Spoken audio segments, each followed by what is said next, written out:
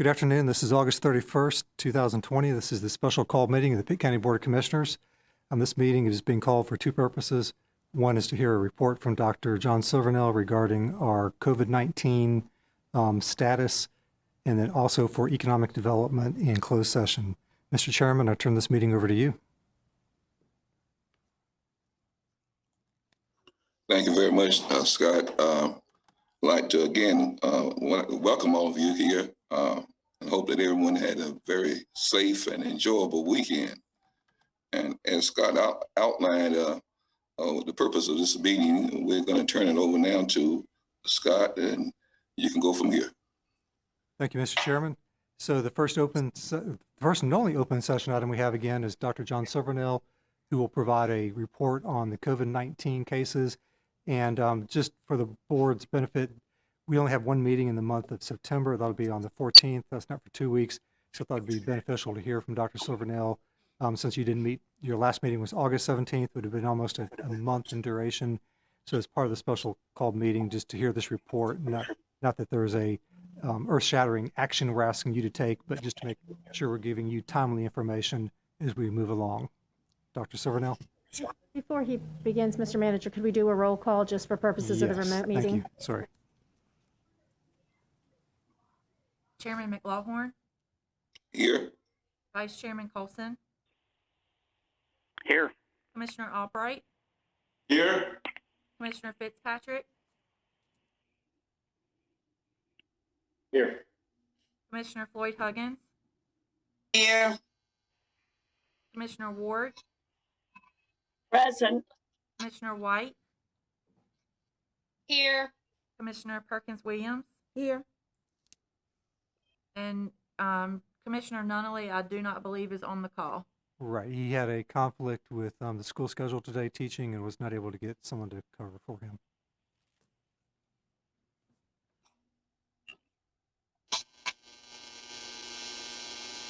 Dr. Silvernail? Mr. Manager, Yes, sir. do we need to make a motion to excuse Commissioner Nunley? Yes, that'd be appropriate. Madam Clerk. Get a hand up for Commissioner Floyd Huggins. So moved, Mr. Chairman. Okay. Do we have a second? Second. That's been moved and properly second that we excuse Commissioner Nunley. Madam Clerk. Chairman McLaughlin, Yes. Vice Chairman Colson,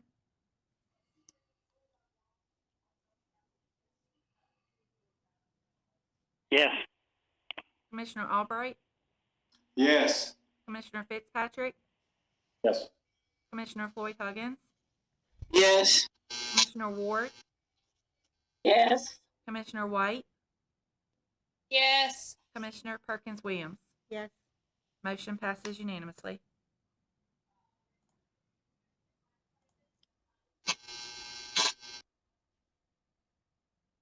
Okay, Dr. Silvernail. Mr. Manager. Okay. I'm sorry. Uh, Dr. Silvernail, you got it. Okay. Good afternoon, Mr. Chairman. Good afternoon, Commissioners.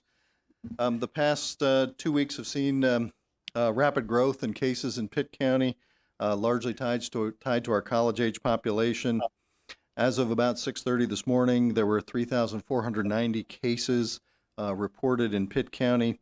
At noontime, that number updated to 3,529, an addition of about 39 more cases since the early morning hours. The calculations I'm going to present to you are based on the 3,490 number available to me this morning. 3,490 cases represents about 1.9% of our Pitt County population infected over the course of the last 5+ months of COVID time. That means that about 98.1% of our population has not been infected. I recognize that those numbers are an underestimate of cases in the county, but we can only report on cases that have been actually counted. Active cases, if we take that total number of cases, subtract those that we estimate that are recovered, which is 2,239 individuals recovered, And unfortunately, the 19 individuals who have lost their lives to COVID-19 leaves us with about 1,232 active cases, or cases that are less than 15 days old in Pitt County. In the past, I've looked at that as a rate because rates are comparable from time period to time period. So when you take those 1,232 cases and convert that to a rate of cases per thousand, we get 6.7 cases per thousand Pitt County residents at this time. We had been running about 3 cases to just over 3 cases per thousand. As of a couple of weeks ago, with the influx of our college students, we have seen that rate per thousand double roughly. Our case fatality rate is 0.5%. So if we take that 19 fatalities and divide that by the number of cases, we get 0.5% as a case fatality rate.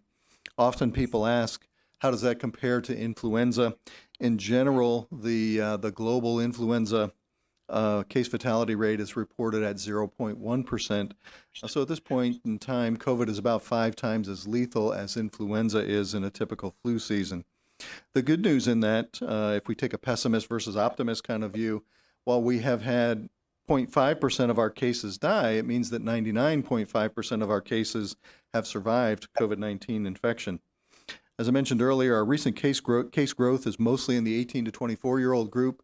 The college age group, I invite you to look at the state website. You can play around with the data. The data is, you can shift how that is viewed. But if you look at the age breakdown, you'll see that that younger demographic, 18 to 24, has rapidly overtaken the other age groups in the way the state breaks out the data in that reporting. Prior to the surge that we feel is based largely on the return of the college population, we had been running internally in our Pitt County testing program about 6% positivity in our testing. Globally in the county, we were about 7% for all people being tested in Pitt County. And the Vidant regional data was about 7%, or just over a hair over 7%, 7.1%. With the college students returning and the surge in cases that we've had, our percentage of positivity in current testing returns has risen to 14.1%. This afternoon, 2 of my staff members are at the Pitt County Detention Center collecting additional samples in cell blocks A and B, where we have identified cases. We anticipate collecting about 46 samples this afternoon. ECU is hosting a very large testing event over today and tomorrow, and they anticipate testing about 800 students who remain on campus at this time. So we will see certainly a number of positives come out of the ECU testing. The Pitt County Detention Center, we may find a few more asymptomatics. These are folks being tested today who are asymptomatic and voluntarily consented to being tested for COVID-19. I'd like to take a second to mention Pitt County Schools. At this time, while we have identified cases individually in Pitt County Schools in both faculty and students, we have not identified ongoing transmission in a Pitt County school at this time. There was some concern expressed last week by myself in regards, the board asked me for an opinion with the rise in rates, rise in our positivity as to what I thought the school district should do. I made that recommendation in a written letter to the chair of the Board of Education. The Board of Education is tasked with deciding what they think is best in the best interest of their students, faculty, and staff, and chose not to follow my recommendations. I want to assure the Board of Commissioners that there is no schism between myself and Dr. Lanker or myself and the Board of Education, that I continue to work closely with them to promote and protect the health of our Pitt County school students, faculty, and staff. Happy to take your questions at this time. I have one. Commissioner, Dr. Silvernail, can we get the report for the schools? Like this school had that many. Can we just get the cases as it relates with schools by the schools? That is on their dashboard, Commissioner. We help them with that, but they actually have a dashboard for Pitt County schools. I don't have those numbers in front of me right now, but I can get them for you. I like to see that. I don't know how to do that. Is that on their website? I believe it is. You go to their website and you just click on the school? I believe so. I'm not sure if it's by school or if there's a link to the dashboard from the district site, but they are posting cases on their dashboard. I believe they're updating that once a week at this point. Well, I had a couple of questions about what schools, and I'm curious, so I know the public would be too. I know there are a couple of students at J.H. Rose that had been diagnosed. There was a student teacher at Chicad, ECU student teacher at Chicad, who was diagnosed with COVID. There was also I'm trying to think of all the students. It's hard to keep all these in my head at one time, Commissioner. Several isolated ones. There was a young child at Belvoir Elementary was one of the cases. He likely contracted that from a family member who also had COVID. Where else was it? I'm sorry. Northwest, I think, was in the paper. Mm-hmm. And Welcome Middle. Yeah, Welcome had a case. So I was trying to find out number of cases at each place. Yeah, it's hard for me to keep all of these different places in my head at once. But it is on the website. But it is on. They do have a dashboard on their website, and it is visible on their website. ECU also has a dashboard up for cases and clusters on their campus as well. Thank you. Mr. Chairman, you have hands up for Commissioner Floyd Huggins and Commissioner Albright. Okay, Commissioner Huggins. Thank you, Mr. Chairman. Dr. Silvernail, at the detention center, how do you think the virus got into the detention center? How was it brought in? How do you think? There are two plausible routes, Commissioner. One is the cases were identified after inmates had returned to court and outside medical, or detainees, had returned to Pitt County courts and also to some outside medical appointments. There was also a guard initially identified in the first round of testing. There have been 3 other guards that were identified as positive that had worked in those cell blocks. So it's possible that a asymptomatic employee brought that into work with them. Given there was an exposure in the DA's office, but that person was rapidly identified and removed from work and did not clearly have contact with the individuals, I think that's less plausible. The sheriff might argue with me on that. I think the most likely scenario is that an asymptomatic detention officer brought it to work with him and unfortunately passed it on to the detainees. Well, aren't the guards wearing masks? Prior to this, they were not all consistently wearing masks. It was a part-time or by choice to wear a mask or not wear a mask, I believe. And from a policy standpoint, I guess first of all, it's the sheriff's prerogative since that's her facility. But from a overall county standpoint, just to remind the board, we initially had the order or mandate request the Board of Commissioners for employees to workforce to mask. Then we went to phase 2. We were encouraging it.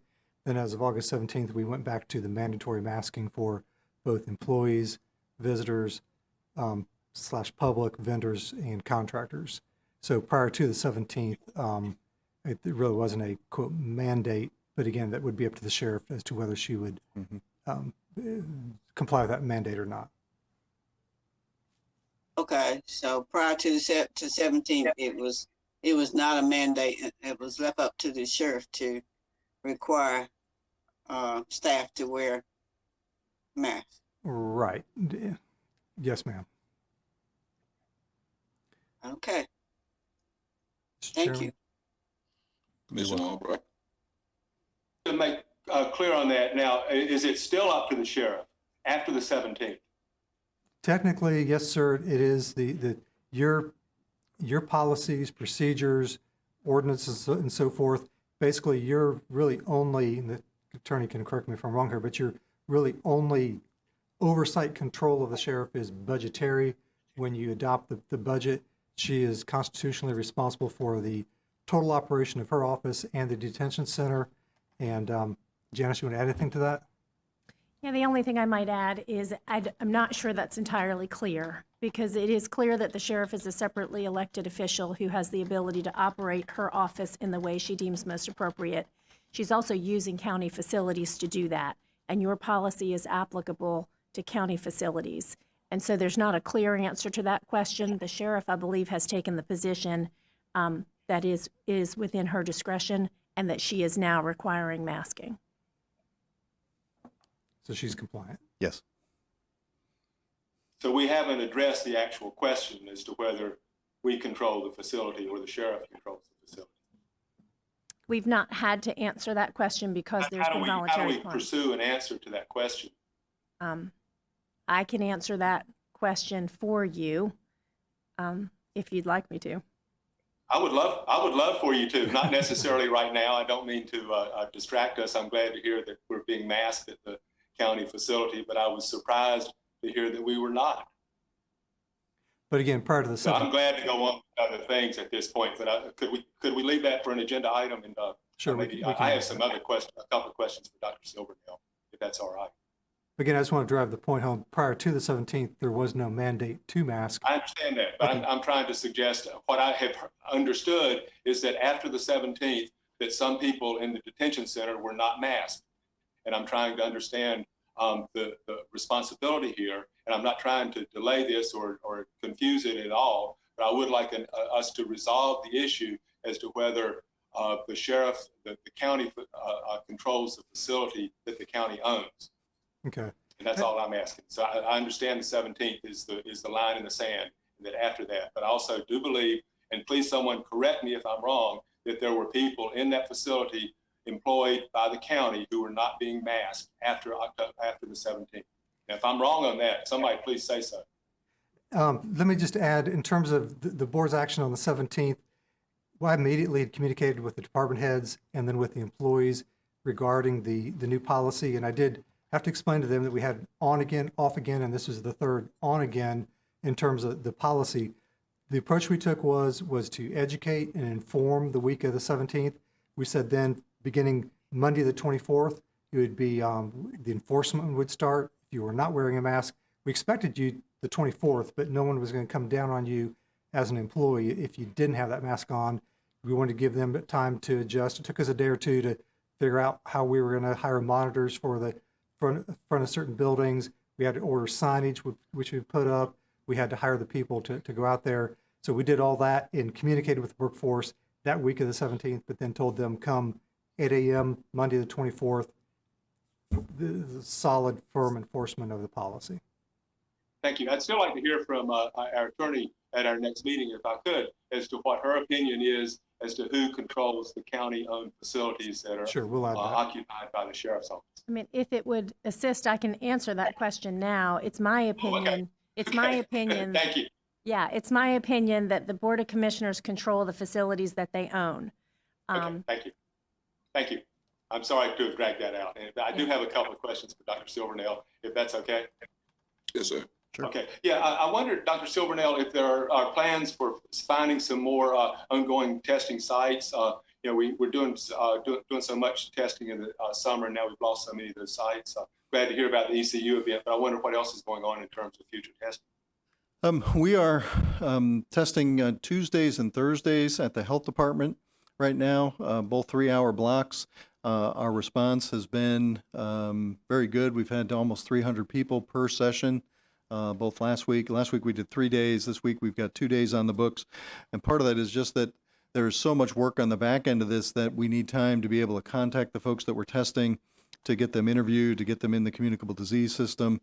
We are looking, I reached out to a staffing company looking at employing some contract nurses because we lost, when the schools reopened, not only did we lose our physical testing sites with the schools reopened, many of the school nurses were working for us under contract in our testing program, doing both testing and then assisting with the follow-up on the back end, and they are all now back to work in the school district.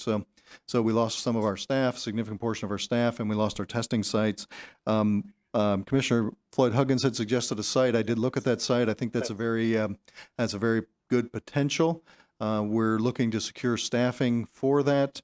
Vidant is also, where we've been working with Vidant, looking to try and combine our efforts with Vidant's efforts. We're pretty good on the front end, but have struggled on the back end. Vidant has said they've struggled on the front end doing the collections, but are good on the data processing end on the back end. It seems like it's kind of a natural marriage of the two services. So we've begun some discussions there. and I would hope to be able to expand that. I was also, earlier this afternoon, I was on a call with Dr. Cardra Burns from the State Department of Health in regards to increasing testing here. They're looking at trying to get CVS to offer testing as one potential, see where they stand with their CVS store testing. They're also looking at an outside vendor. I suggested that they talk to Vidant as an outside vendor. Vidant has done some work under other contracts for the state to help with that. That can assures that we have good turnaround time and local control, and that those dollars are spent locally in the Pitt County economy. We are working to try to improve the availability of testing. So please be patient. It's not that we don't want to do it. It's that we are just overrun at this time. How about that mobile testing unit? Is that got any future? Do you mean a physical plant or a contract service, Commissioner? Moving it from site to site, I guess. I guess that's complicated by not having enough sites to go to. Yeah, those were two of those 4 sites, or 3 of those 5 sites were schools. One of those was Bethel. Can you just help me understand the dashboards? When we're looking at the Pitt County dashboard and the ECU dashboard and the Pitt County dashboard, are these dashboards, is your dashboard including all the information from Pitt County and from ECU and Pitt County schools? And I'm also curious about if the reporting is similar in all 3 organizations. And do we have other dashboards that are out there besides those 3? There are publicly accessible. The State Department of Health and Human Services has its dashboard. Locally, I'm sorry. Yeah, they have data for every county. You can look at it from across the state. You can also look at it on a county by county basis. That is fully manipulatable, so you can look at it from different conditions. In the county here, ECU and the health department are sharing data back and forth. So our numbers include the vast majority of cases. I can't tell you they include 100% because there are the potential that some students might use a non-Pitt County address in their testing, and that may delay the results of that getting into our numbers. But overwhelmingly, the testing being done at ECU is recorded as Pitt County cases and represented in our cumulative numbers. The school district, the same thing. If they hear about a case first, if it's reported to them first, they contact my communicable disease staff to make sure we've got it. If we hear about we identify a case that's a Pitt County student, staff, or faculty member, we notify the contact person at the school district to make sure that it's in their list. We have an agreement with them to help with the contact tracing in the school so they can identify who was in contact potentially with that person. We can evaluate the degree of exposure. If it's possible to consider that a low or medium risk exposure, we do that. If we're unsure, then we default to, we always take the position of maximum caution. If we can't clearly say that it's a low risk or medium risk exposure, then we declare that a high risk exposure, and those individuals are quarantined and testing is offered to them. Thank you very much. That's very helpful, and you've answered. I had a couple of people asking about that coordination between the reporting, and I should have started, Dr. Silvernail, by saying we're glad to see you, and I believe that your recovery must have gone okay. We are delighted to have you back at work for us, and I thank you again for all that you and your folks do for us. Right? Thank you, Commissioner. My recovery has gone well. Thank you. Mr. Manager, is there any other hands? No other hands up unless there's any other questions from commissioners. I do want to say to Dr. Silvernail, if I would, Dr. Silvernail, certainly I echo the concerns that Commissioner Albright said. I'm glad to see you back. But one of the concerns about testing, what is the average turnaround time for testing here in Pitt County? And the second part to that is, what sites do you recommend as far as having the fastest test results? I'm hearing a lot of people say to me that the testing that is being given here in Pitt County is just slow. The results are slow coming back, and they're afraid that waiting on the results, they could catch it and it may come back negative, but yet they could have this COVID after the results are coming back prior to. So what can you say to the citizens of Pitt County about that? The turnaround is highly dependent on which laboratory the test is sent to, Commissioner, Mr. Chairman. We are using, as you know, we use the Vidant lab. So a test that's collected today, we generally have results back within 24 hours from Vidant the next day. And then we begin our contact process in terms of trying to reach out to that individual. Negative results are called by our call center. And then we are now placing a hard copy at the front desk. If an individual would like to pick up a hard copy, they can come in and pick up a hard copy of their results at the front desk. Our positives are generally called by our communicable disease staff, but because of the numbers, we're expanding that. So that may include some of our health educators as well in terms of calling and doing the post-communicable disease interview. Anything that's run, any test that's run in the Vidant system is run on their platform, and again would have on the long end about a 16-hour turnaround time. So again, next day results for the most part. Urgent testing is available within hours for someone being admitted to the hospital with potential COVID. ECU physicians and their testing site is using the hospital, so they would have a turnaround time similar to ours, again, within 24 hours in general. I believe Physicians East is also using Vidant for their laboratory services, and they would have a similar turnaround. The urgent care centers are using a number of different commercial labs. Some use LabCorp. We know LabCorp's time had been pushed out to about 7 days at one point. It's hard to say how long they are, and it depends where it hits in their cycle, but they're probably averaging a week to turn around lab results. At LabCorp, I am not sure about Quest. Some of the smaller labs are doing a little bit better in terms of 3 to 4 day turnaround time. The State Laboratory of Public Health is doing about 3 days to 4 days turnaround time on their testing, but the turnaround time is highly dependent on which laboratory receives the sample for processing. Oh, very good. You did mention Vidant and Physician East. What was the other one in terms of turnaround time? And then you mentioned, I think you mentioned ECU Physicians, Mr. Chairman, is also using the hospital laboratory for their testing and would have, at worst, a 24-hour turnaround. Very good. Okay, thank you very much. You're welcome. If there's no other hand, Mr. Manager, I want to tell you again, Dr. Silvernail, thank you, and continue your good work for the county. Thank you, sir. Yes, sir. Mr. Manager. All right, Mr. Chairman, at this time, need the board to make a motion to go into closed session. If the attorney will read the Okay. statement about closed session.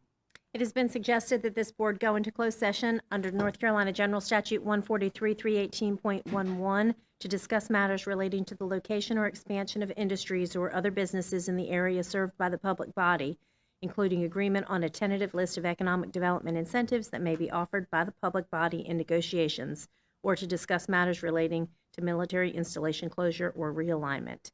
Any action approving the signing of an economic development contract or commitment, or the action authorizing the payment of the economic development expenditure shall be taken in open session. Mr. Chairman, you have a hand up from Commissioner Ward and Commissioner Floyd Huggins. Commissioner Ward?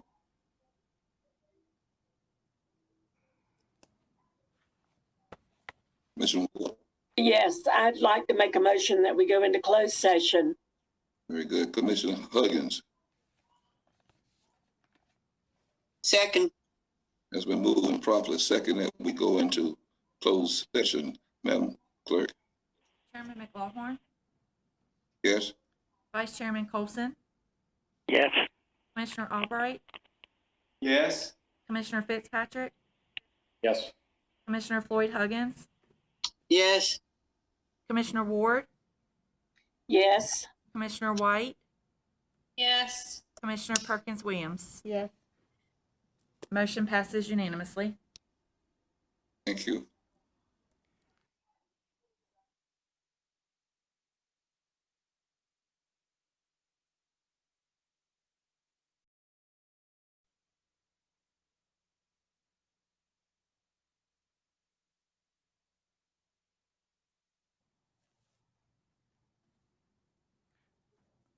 He didn't hear. Good. Everybody's muted.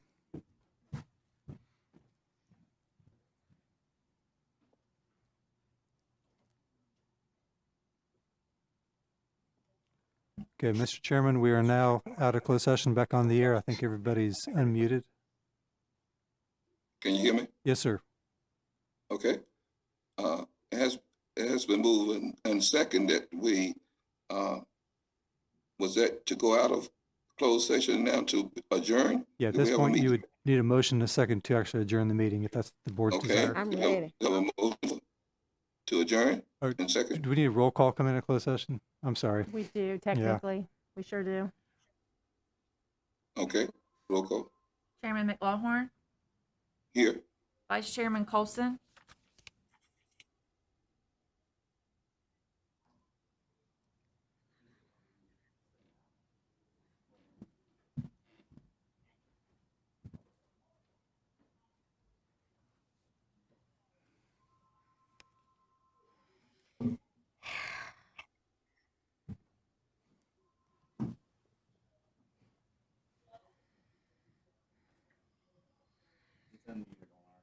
Vice Chairman Colson. It's not showing up. He wasn't before, though, but we could hear him. Commissioner Albright, Yes. Here. Commissioner Fitzpatrick, Here. Commissioner Floyd Huggins,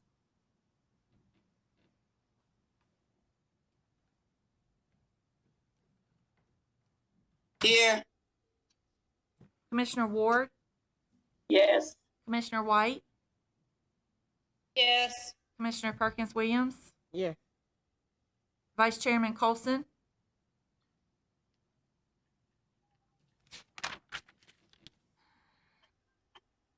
Well, we having a I time think- with this stuff I think you today. have some technical difficulties, Madam Clerk.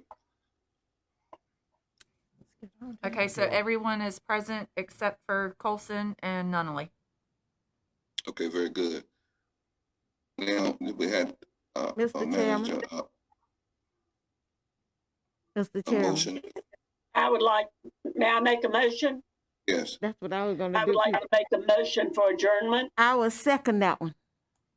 that's been moved and properly seconded. We now adjourn. Madam Clerk. Chairman Colson, No. Chairman McLaughlin, Yes. Commissioner Albright, Yes. Commissioner Fitzpatrick, Not a chance. Commissioner Floyd Huggins, Yes. Commissioner Ward, Yes. Commissioner White, Yes. Commissioner Perkins Williams. Yes. Okay. We now stand adjourned.